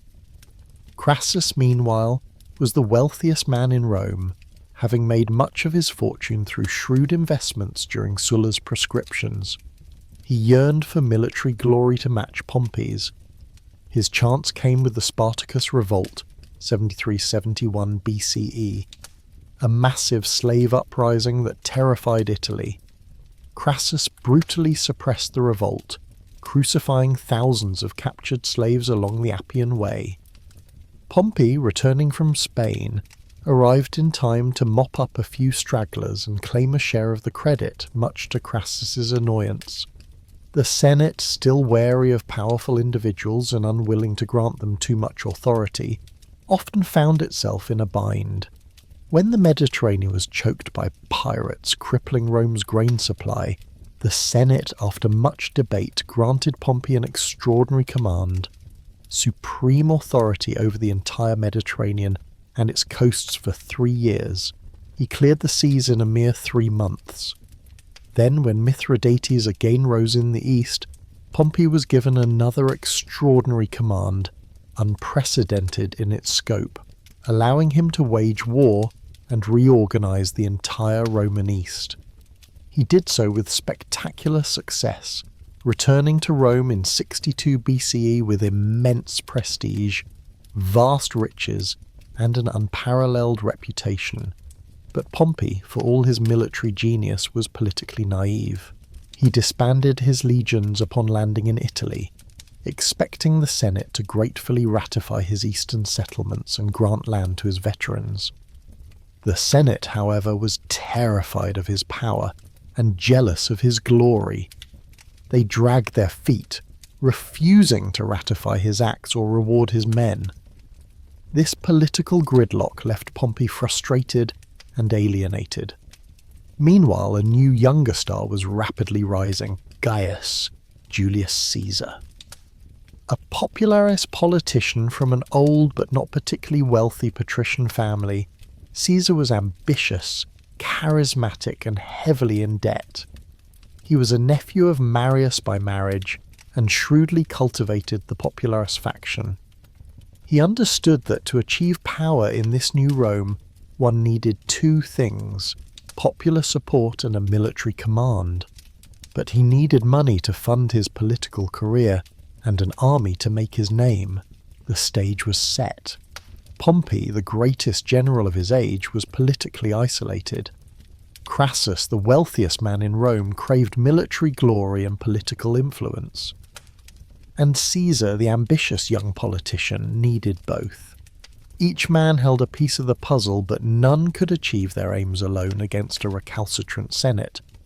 So in 60 BCE, these three titans of Rome, driven by ambition and frustrated by the Republic's gridlock, formed an unofficial alliance. It was a secret, pragmatic agreement, a political pact known to history as the First Triumvirate. They would combine their immense influence, Pompey's military prestige, Crassus's wealth, and Caesar's political acumen and popular appeal, to bypass the Senate and achieve their individual goals. It was a desperate measure, a blatant subversion of Republican traditions, and a clear sign that the Republic, as it had been known, was breathing its last. The era of the strongman had truly begun, and Rome was about to embark on a journey from which it would never return. The First Triumvirate, formed in 60 BCE, wasn't some official, legally sanctioned body. Oh no, that would have been far too transparent for these masters of backroom deals. It was a secret, private agreement, a desperate measure by three of Rome's most powerful men, Pompey the Great, Marcus Licinius Crassus, and the ambitious newcomer, Gaius Julius Caesar, to pull their influence and get what they wanted. It was a blatant subversion of every Republican ideal, a clear signal that the old ways were dying, if not already dead. Think about it. The very men who were supposed to uphold the Republic were the ones systematically dismantling it for personal gain. It's a recurring theme in Roman history, isn't it? The grand irony. The Triumvirate was, in essence, a power block designed to circumvent the Senate, to force through legislation that the traditionalists, the optimates, had stubbornly blocked. It was a political machine fueled by ambition and the sheer force of personality. Caesar, always the shrewd operator, was the first to benefit directly. With Pompey's military prestige and Crassus's immense wealth and political connections backing him, he was elected consul for 59 BCE. His co-consul, Marcus Calpurnius Bibulus, was a staunch optimate and a political lightweight, easily outmaneuvered. Caesar, with characteristic ruthlessness, wasted no time. He pushed through laws that benefited his allies, often with little regard for the niceties of republican procedure. He ratified all of Pompey's eastern settlements, which the Senate had been dragging its feet on for years. He passed an agrarian law, distributing public land to Pompey's veterans and the urban poor, a move that was popular with the populares but enraged the Senate, who saw it as a dangerous precedent and a direct attack on their authority. Crassus, meanwhile, got his tax breaks for the publicani, the powerful tax collectors who were often his business associates. When Bibulus tried to obstruct Caesar's legislation by declaring all remaining days of the year ill-omened for public business, Caesar simply ignored him. He used gangs of thugs, some say they were even Pompey's veterans, to intimidate his opponents. Bibulus was physically assaulted in the forum, had his fasces, symbols of consular authority, broken, and was doused with excrement. Humiliated and fearing for his life, He retreated to his house and effectively resigned from public life for the rest of his consulship, only issuing edicts that mockingly declared the heavens ill-omened. Romans even joked that the year was the consulship of Julius and Caesar, utterly erasing Bibulus from the public consciousness. This wasn't just political manoeuvring, it was political violence, a public demonstration that Caesar, backed by his allies, was willing to break every rule in the book. But Caesar's masterstroke during his consulship wasn't just getting his allies what they wanted, it was securing his own future. He arranged for an unprecedented 5-year governorship of Cisalpine Gaul, northern Italy, Transalpine Gaul, southern France, and Illyricum, modern-day Croatia. This wasn't just a lucrative posting, it was a military command. It gave him an army, a chance for glory, and crucially a source of immunity from prosecution for his dubious actions as consul. He knew better than anyone that in this new Rome, power flowed from the legions. And flow it did. For the next 8 years, from 58 to 50 BCE, Caesar was out of sight but never out of mind. While the political squabbles continued in Rome, he was conquering Gaul. What began as a series of defensive maneuvers against migrating tribes quickly escalated into a full-scale conquest of a vast, rich and previously unconquered territory. Caesar's Commentarii de Bello Gallico, commentaries on the Gallic War, became his personal propaganda machine, sent back to Rome to be read aloud in the Forum, detailing his heroic exploits, his tactical brilliance, and the sheer scale of his victories. The Gallic Wars were a brutal, bloody affair. Caesar didn't just defeat the Gauls, he systematically subjugated them, often with extreme cruelty. He built bridges in record time, fought audacious battles against overwhelming odds, and even launched 2 expeditions to Britain. He faced a massive unified Gallic rebellion led by the charismatic Vercingetorix, whom he ultimately defeated at the Siege of Alesia. By the end, he had brought an entire continent-sized region under Roman control, amassed unimaginable wealth through plunder and enslavement, and forged an army of fiercely loyal veterans who would follow him anywhere. He had become not just a general, but a legend. Meanwhile, back in Rome, the triumvirate, despite its initial success, was beginning to fray. The personal bonds that held it together were weakening. In 54 BCE, Julia, Caesar's beloved daughter and Pompey's wife, died in childbirth. This was a tragedy that severed the most significant personal link between the 2 most powerful men in Rome. The political marriage had, for a time, kept their ambitions aligned. With Julia gone, the personal affection and familial obligation that had tempered their rivalry disappeared. Then in 53 BCE, Crassus, ever eager for military glory to rival Pompey and Caesar, embarked on an ill-fated campaign against the Parthian Empire in the east. He was utterly crushed at the Battle of Carrhae, suffering one of Rome's most humiliating defeats. Crassus himself was killed, his head reportedly used as a prop in a Parthian play. His death was a massive blow to the triumvirate. It removed the third balancing leg of the stool, leaving only Caesar and Pompey. The alliance was now a duopoly, and the 2 remaining titans were on a collision course. As Caesar's fame and power grew in Gaul, so did the alarm bells in Rome. The Senate, especially the Optimates led by the unyielding Cato the Younger, viewed Caesar with increasing fear and suspicion. They saw him as a dangerous demagogue, a man who had subverted the Republic once and was now building an invincible personal army.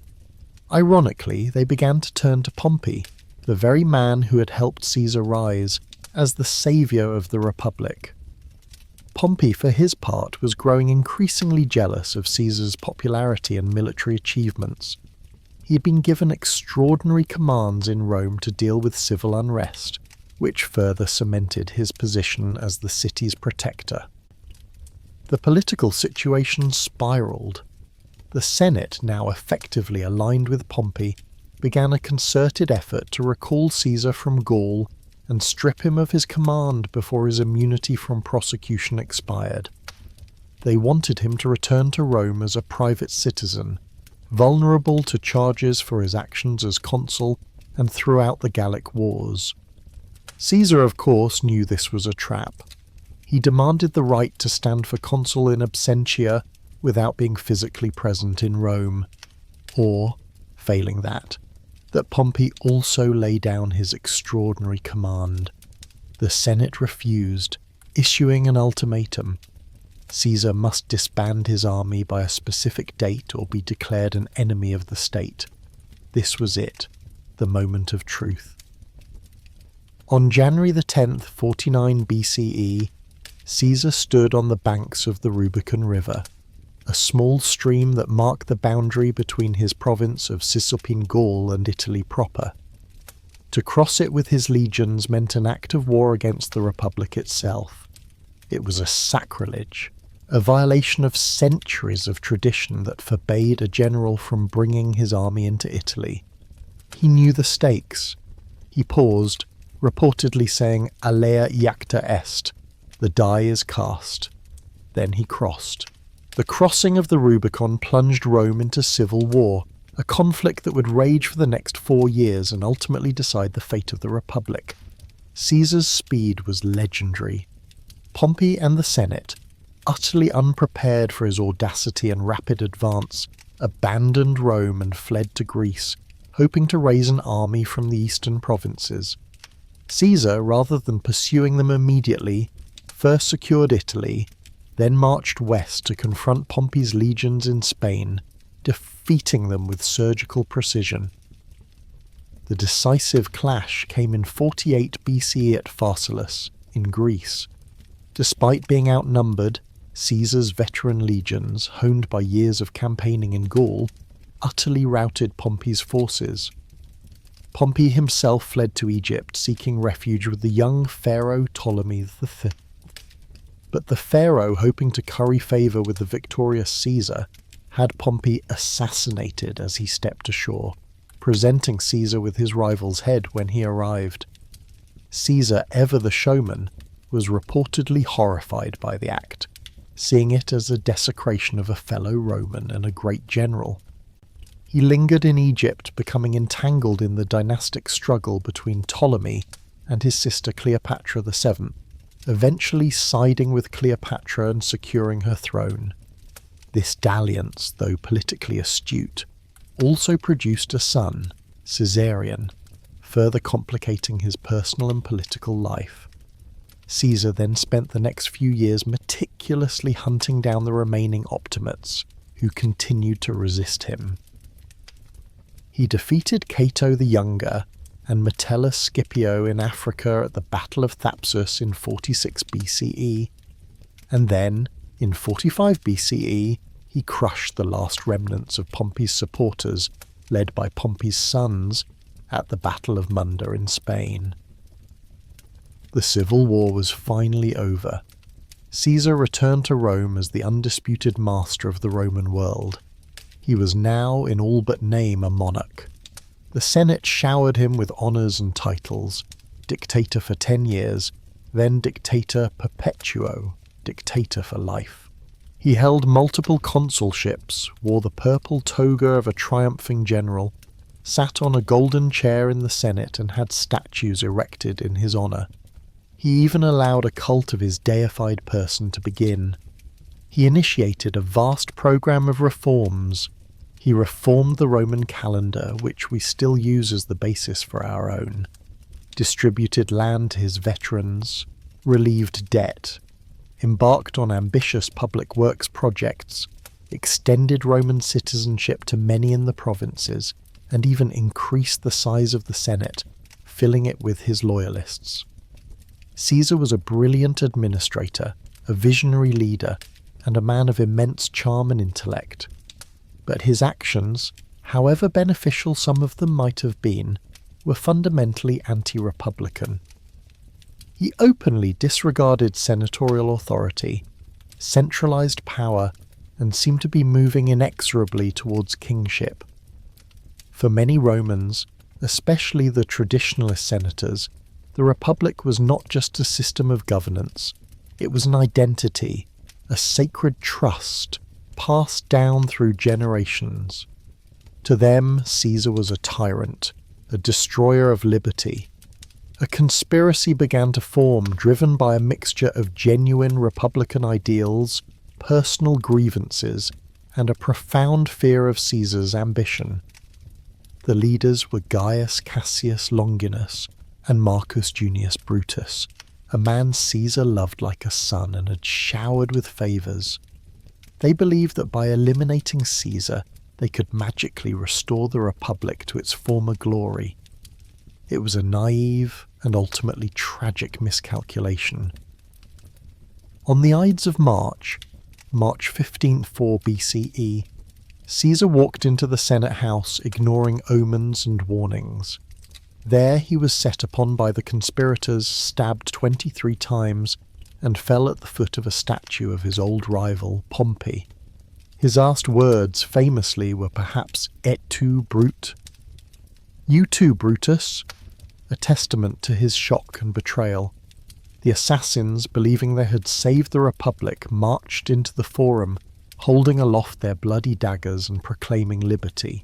But the people of Rome, many of whom had benefited from Caesar's reforms and loved him for his generosity and military triumphs, didn't see liberators, they saw murderers. The conspirators had no plan for the aftermath, no vision for how to restore the Republic they claimed to be defending. Instead, they plunged Rome into chaos once more. Caesar's will, read publicly, revealed his generous bequest to the Roman people, further inflaming their anger against his killers. And, most significantly, it named his grandnephew, a young, sickly 18-year-old named Gaius Octavius, as his adopted son and principal heir. The assassination of Julius Caesar did not save the Republic. It merely confirmed that the Republic was already dead, a victim of its own internal contradictions, the unchecked ambitions of its greatest men, and the systemic violence that had become an acceptable tool of political discourse. The conspirators had merely removed the first man to fully grasp and exploit the new realities of Roman power. Their act of violence, intended to restore liberty, instead ushered in another, even bloodier round of civil wars, setting the stage for the final irreversible transition from Republic to Empire. The stage was now set for Caesar's heir, Octavian, to step into the limelight and complete the transformation. The Ides of March 40 BCE. The Senate House, Rome, the air still thick with the metallic tang of blood and the stunned silence that followed Caesar's final gasping breath. The conspirators, swords still dripping, stood over his fallen body, believing they had saved the Republic. They were wrong. So terribly, tragically wrong. For a moment, a profound, almost sacred quiet descended. Then chaos erupted. Senators, who had witnessed the brutal spectacle, didn't applaud or cheer as Brutus might have hoped. They scattered. Fear, pure and primal, seized them.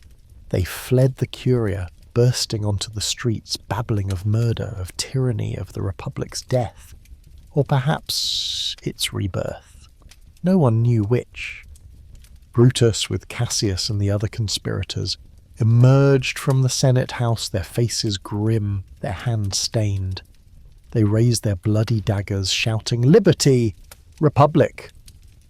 They tried to address the few terrified citizens who dared to approach, to explain their noble deed, their sacrifice for freedom. But the people weren't listening.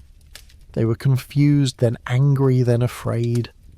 This wasn't the heroic overthrow of a tyrant they had perhaps envisioned.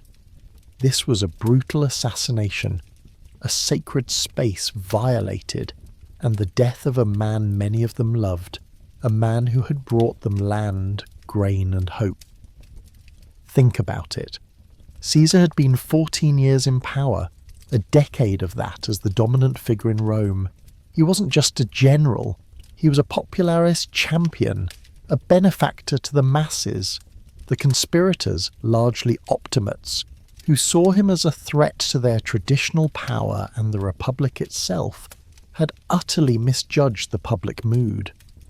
They had hoped for a triumphant parade.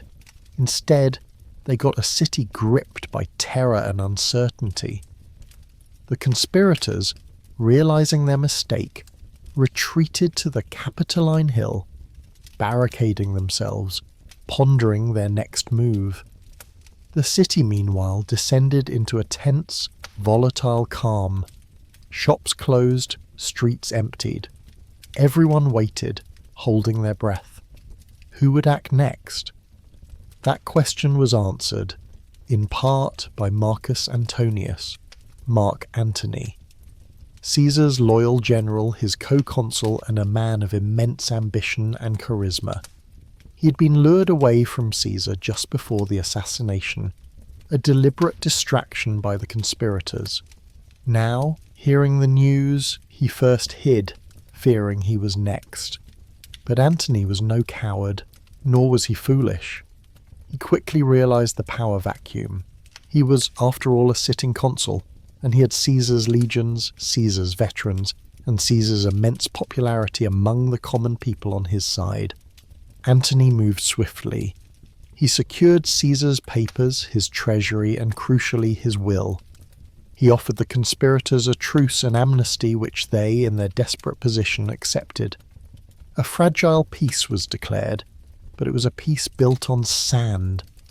Antony then arranged for Caesar's public funeral, a masterstroke of political theatre.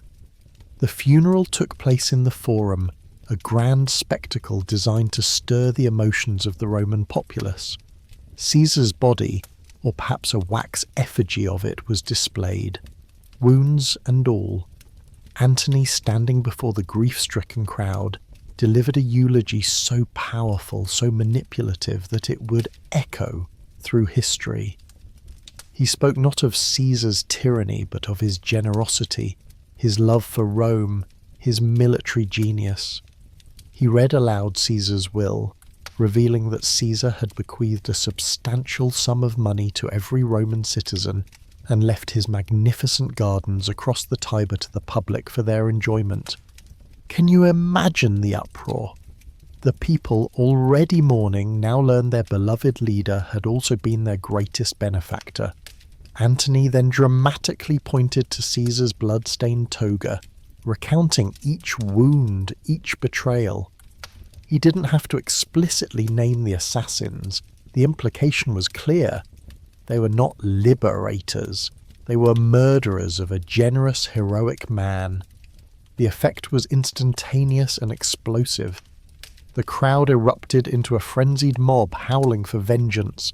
They snatched burning brands from the funeral pyre and, like a vengeful tide, swept through the city, seeking out the conspirators. They even mistakenly murdered an innocent poet named Cinna, simply because he shared a name with one of the assassins.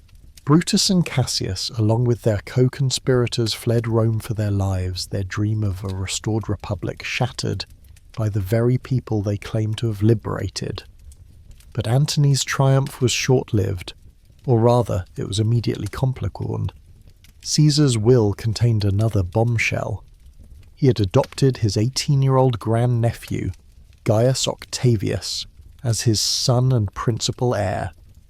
And here's where our story truly takes a pivotal turn. Who was this Octavius? He was a delicate, quiet young man studying in Apollonia at the time of Caesar's death. He had no military experience, no political standing, and was almost entirely unknown in Rome. Yet he was now Gaius Julius Caesar Octavianus, the adopted son of the most powerful man Rome had ever known. Antony, who expected to be Caesar's unchallenged successor, initially dismissed Octavian as a naive boy.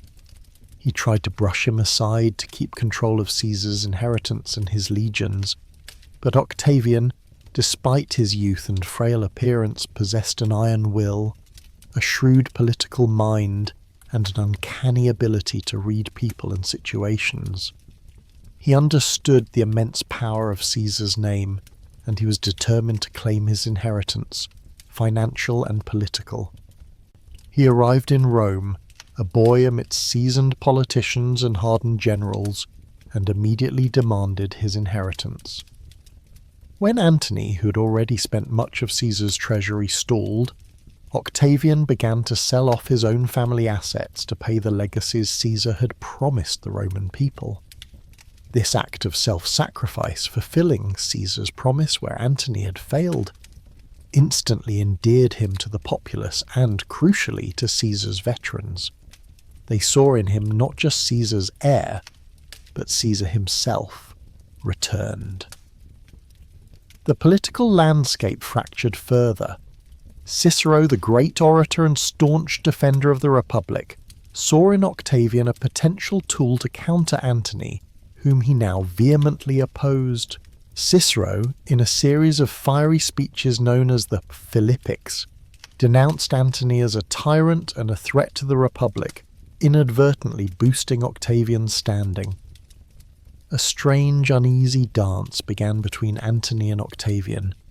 They were rivals, yet both claimed Caesar's legacy. They both commanded legions of loyal veterans.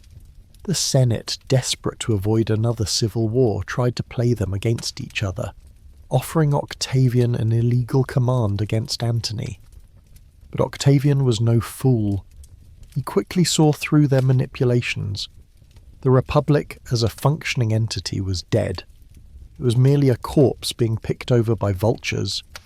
The only path forward, for any of the ambitious men who now dominated Rome, was through military power and a unified front against the last vestiges of republican resistance.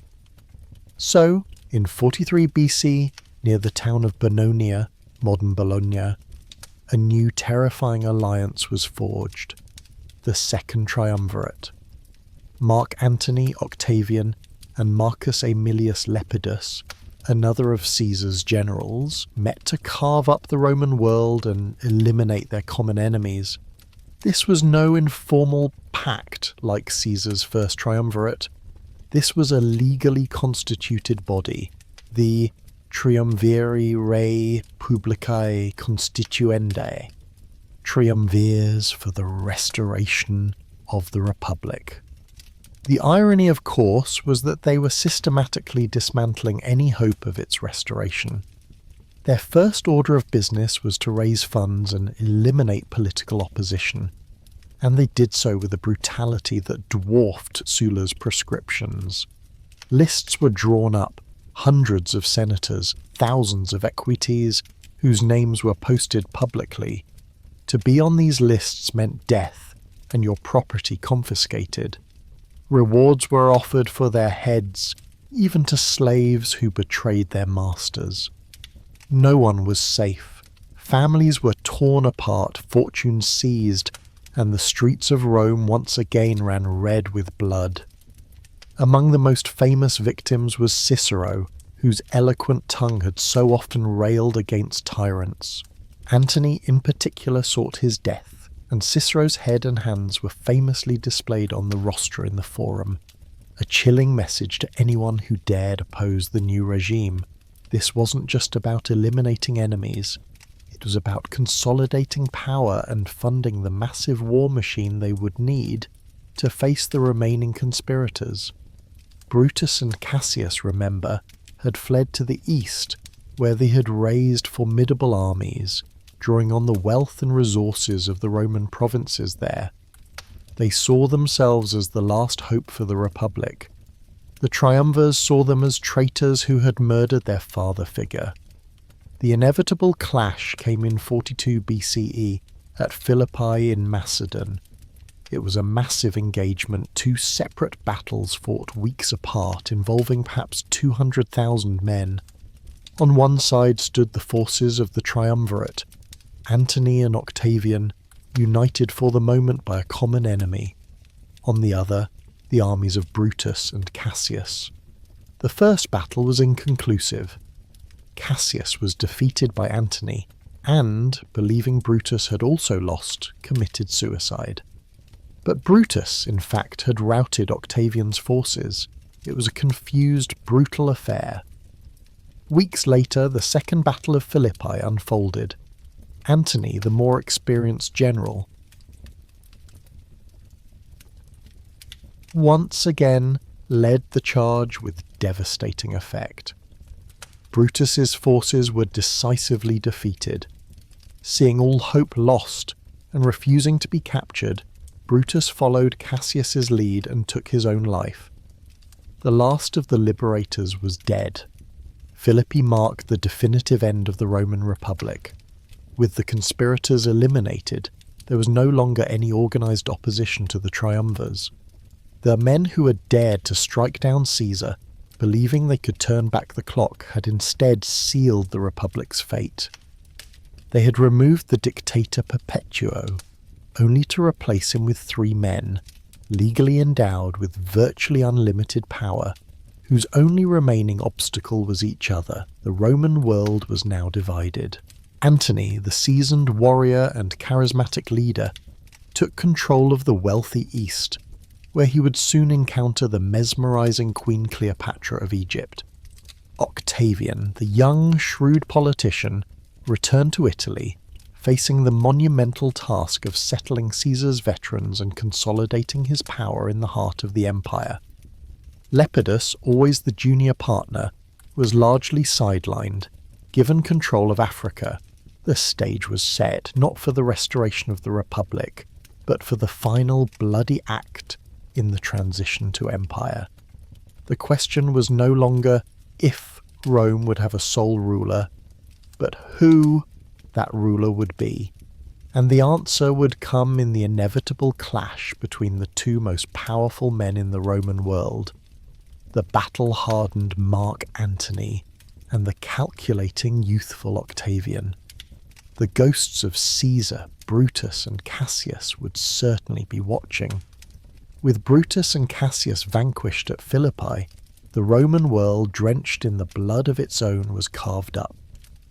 The second triumvirate, Octavian, Antony and Lepidus, had achieved their grim revenge, but peace was a fleeting illusion, a mere pause before the next final act in Rome's century-long tragedy of civil war. The question now wasn't if another conflict would erupt, but when and between whom. Poor Lepidus, always the weakest link, was soon sidelined. Given control of Africa, his influence waned, and in 36 BCE, Octavian shrewdly stripped him of his powers, though he allowed him to retain his title of Pontifex Maximus. This left just 2 titans standing: Octavian, the young calculating heir to Caesar, consolidating his power in the West, and Mark Antony, the seasoned general, now overseeing the opulent, resource-rich East. While Octavian painstakingly rebuilt Italy, dealing with land distribution for his veterans and grappling with the pirate menace, Antony found himself increasingly entangled with Cleopatra VII, the Serpentine Queen of Egypt. It was a relationship that would prove to be both his greatest strength and his ultimate undoing. Cleopatra, a woman of legendary intellect and charisma, saw in Antony a path to securing her kingdom and perhaps even expanding it.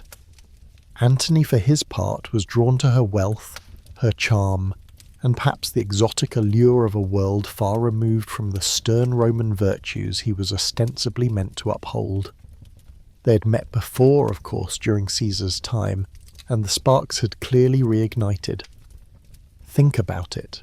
Here was Antony, one of Rome's most celebrated generals, a man who had stood shoulder to shoulder with Caesar, now living in Alexandria, a city of Hellenistic splendour, far from the grime and politics of Rome. He was becoming, in Roman eyes, increasingly orientalised, seemingly abandoning his Roman duty for the comforts of an Eastern court. This wasn't just a personal choice, it was a political liability, and Octavian, ever the astute propagandist, knew exactly how to exploit it. Octavian, meanwhile, was meticulously crafting his image back in Rome. He presented himself as the restorer of order, the guardian of Roman tradition, the defender of Italy. He worked tirelessly to provide stability, to quell unrest, to ensure the grain supply.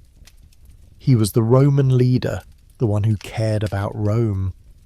Antony, by contrast, was increasingly portrayed as a decadent philanderer, a puppet of a foreign queen, squandering Roman resources and Roman honour. The tension escalated, of course, but it wasn't an immediate rush to arms.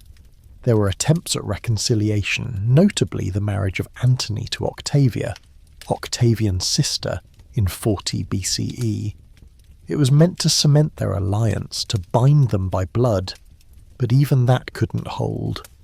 Antony eventually returned to Cleopatra, and the Roman world watched, aghast and fascinated, as he seemed to shed his Roman identity.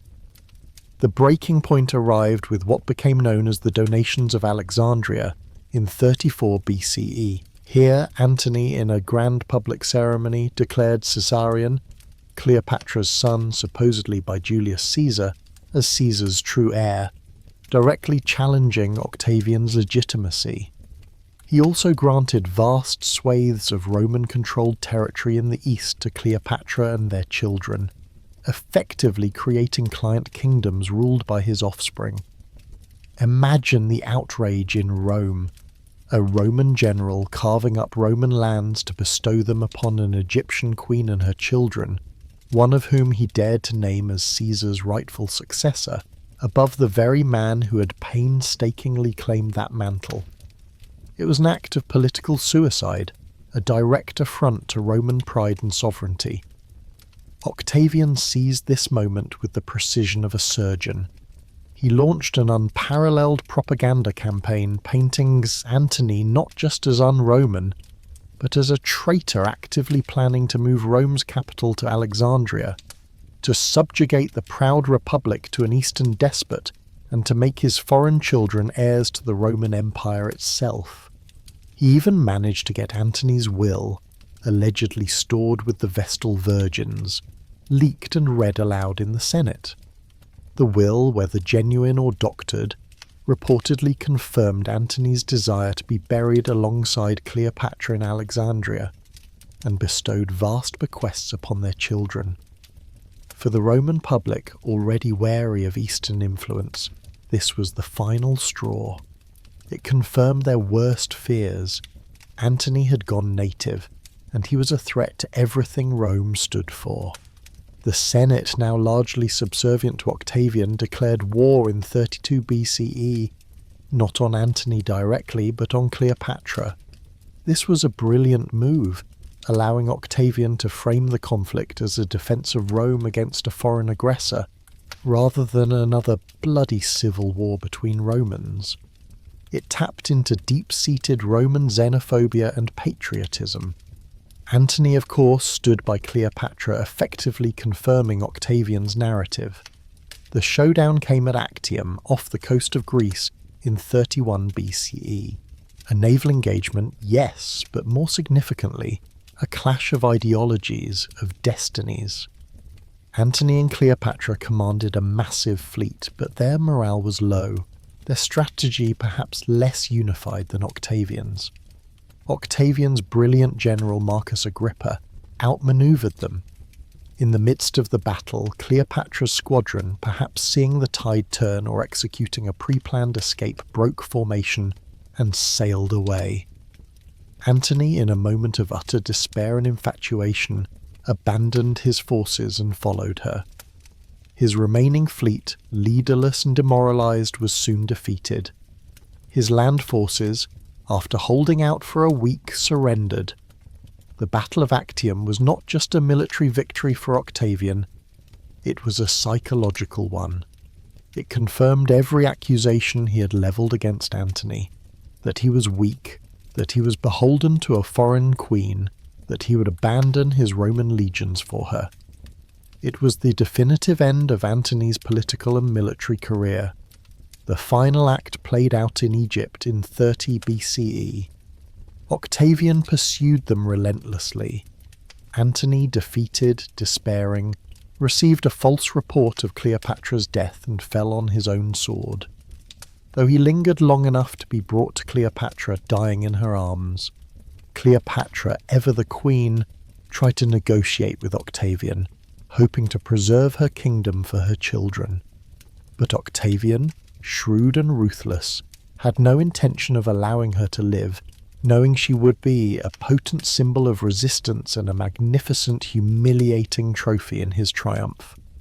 Faced with the prospect of being paraded through the streets of Rome in chains, she chose her own exit, a venomous asp delivering her from Roman captivity, from Octavian's triumph.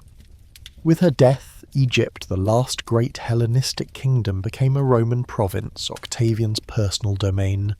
And just like that, after over a century of civil war, proscriptions, assassinations and power struggles, one man stood alone. Octavian, at the age of 33, was the undisputed master of the Roman world. He returned to Rome in 29 BCE, celebrated as a hero, the saviour who had brought peace. The age of the warlords was over. The knives of civil war, at last, were sheathed. But what now? Rome had a deep-seated, almost pathological fear of kings. Julius Caesar had been murdered for even appearing to seek monarchical power.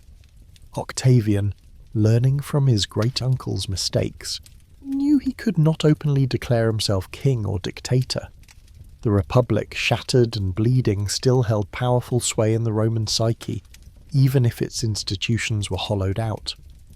So, Octavian embarked on a masterclass in political manoeuvring, a brilliant, subtle revolution that would transform Rome forever, while simultaneously claiming to restore it.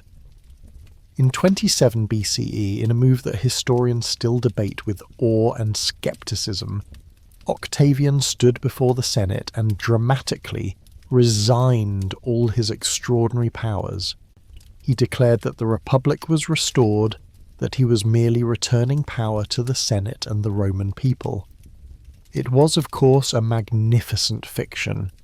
The Senate, filled with his loyalists and terrified of another civil war, immediately begged him to retain some authority, and he reluctantly agreed. He accepted a series of powers that individually seemed republican, but collectively centralized all real authority in his hands. He was granted imperium proconsulare maius, greater proconsular authority over the most important provinces, meaning he controlled the vast majority of the legions. He repeatedly held the consulship and then, crucially, was granted tribunitia potestas, the power of the tribunes, for life. This made his person sacrosanct, gave him the right to convene the Senate and propose legislation, and most importantly, gave him a veto over any governmental action. He was also made princeps senatus, the first man of the Senate, allowing him to speak first in debates and influence proceedings.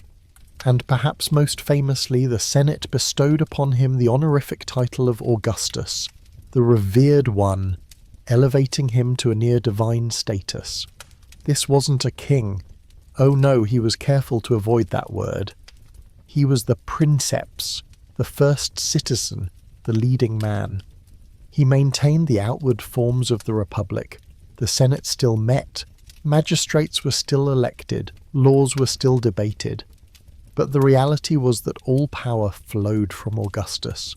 He controlled the army, the finances, and through his various powers, effectively dictated policy.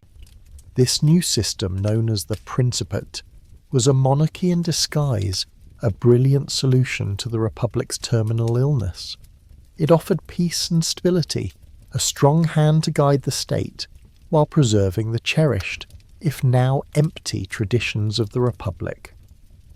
And so the Roman Republic, which had begun with the expulsion of kings and a deep-seated fear of singular rule, finally quietly died.